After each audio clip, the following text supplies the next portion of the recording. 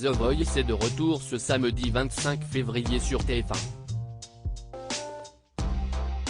Dans la première salve des auditions à l'aveugle, les téléspectateurs ont découvert Maxence et son arrière-grand-mère Raymonde, qui ont livré une prestation très émouvante face au coach. Ils reviennent sur ce grand moment d'émotion. Ce samedi 25 février, The Voice 2023 a démarré sur TF1, avec le grand retour de Zazie parmi les coachs et l'arrivée de Big Flo et Oli dans un double fauteuil. Dans la première soirée des auditions à l'aveugle, Maxence a touché les coachs en plein cœur. Notamment grâce à la présence de son arrière-grand-mère, Raymonde. Cette dernière, âgée de 91 ans, est même montée sur la scène du télécrochet pour pousser la chansonnette grâce à Nikos Aliagas. Pour Télé Loisirs, le talent et celle qu'il surnomme Mamie sont revenus sur ce grand moment d'émotion qu'ils ont partagé ensemble. Nikos ne me lâchait plus. Télé Loisirs, bravo Maxence pour votre audition à l'aveugle. Comment avez-vous vécu cette étape? Maxence, plutôt bien même si j'étais stressé.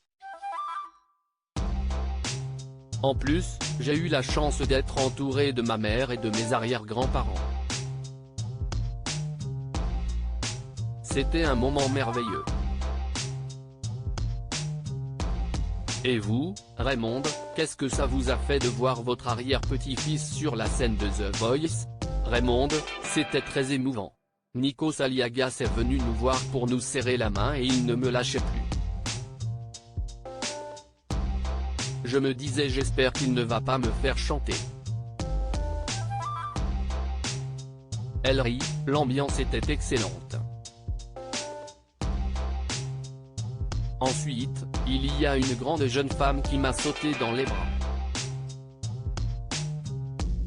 Je me demandais ce qui lui arrivait.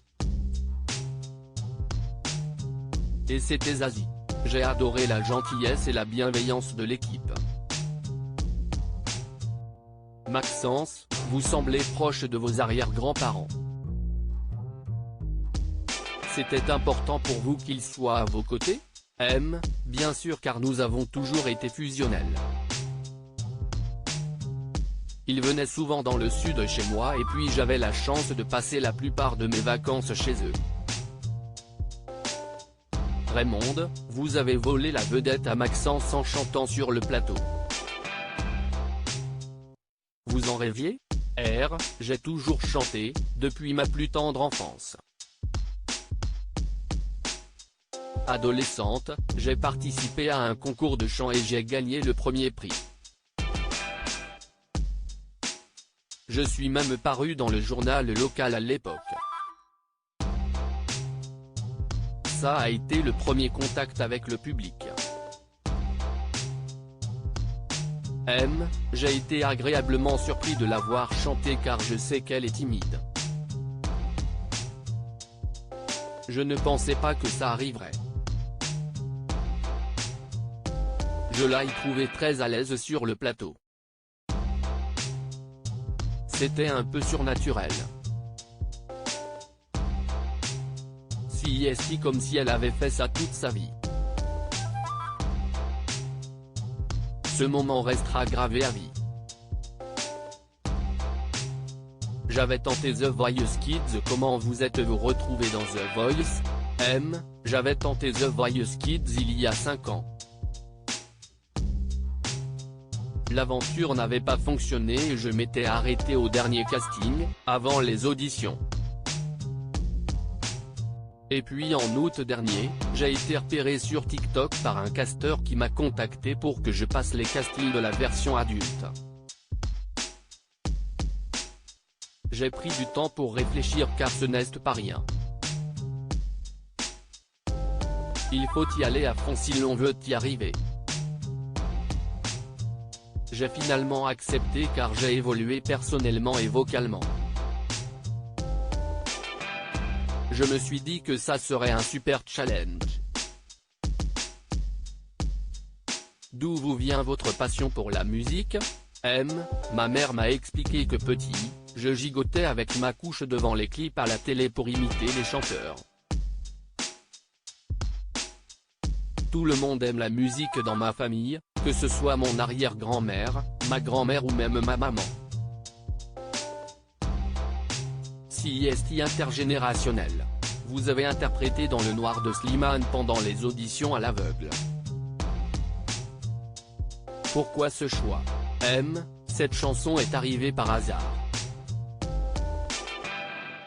CIST Jérôme Maubert, le directeur artistique de l'émission, qui me l'a proposé parmi d'autres titres de Slimane, comme Peur.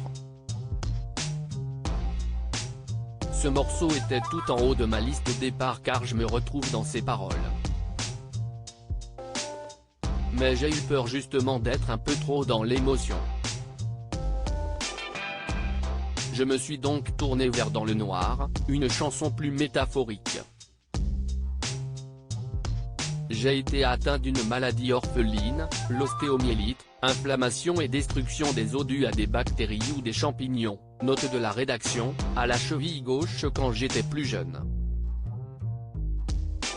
Ça m'a handicapé de mes 12 à mes 15 ans.